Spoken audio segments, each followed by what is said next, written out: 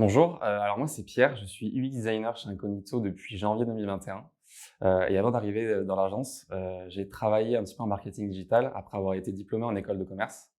Et ensuite je me suis vraiment spécialisé en UX design en passant par le Laptop, qui est un organisme de formation spécialisé en design. Donc j'ai eu la chance à la suite de cette formation d'intégrer Incognito en stage. Donc ça m'a permis vraiment de faire mes armes et d'appliquer mes connaissances sur des projets concrets. Et c'est ce qui m'a permis vraiment de grandir dans le métier.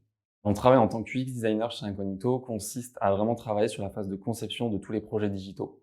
Donc l'idée, c'est vraiment de travailler en lien étroit avec les clients, mais surtout avec les utilisateurs, pour vraiment définir les besoins spécifiques des utilisateurs pour chaque projet. Donc généralement, cette phase de conception est divisée en deux grandes phases. La première qui est la phase de recherche utilisateur. On va vraiment essayer à travers des ateliers, à travers des recherches exploratoires, quantitatives et qualitatives, de identifier quels sont les besoins des utilisateurs.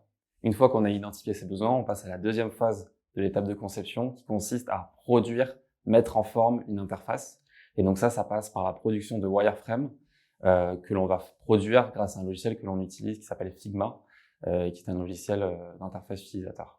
Alors le projet qui m'a le plus marqué depuis mon arrivée chez Incognito, c'est le projet Intrépide, qui est un projet européen sur 3 ans.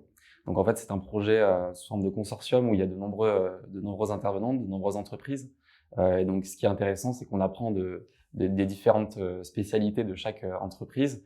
Et l'idée en fait de ce projet, c'est de mettre à disposition des équipes d'intervention dans les zones à risque une interface digitale qui leur permette de faciliter en fait leur communication et l'organisation de la résolution de ces incidents. Si je devais recommander l'agence en tant que designer, je dirais d'abord que l'intérêt, c'est qu'on travaille vraiment sur des projets très variés et dans des domaines très variés, que ce soit l'aéronautique, le culturel, le médical, enfin, on a vraiment beaucoup de secteurs d'activité.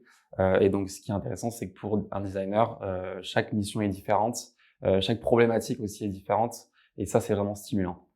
Ensuite, je dirais aussi que l'intérêt de l'agence Incognito, c'est le fait qu'on répond à des projets qui sont souvent engagés dans les domaines que j'ai évoqués.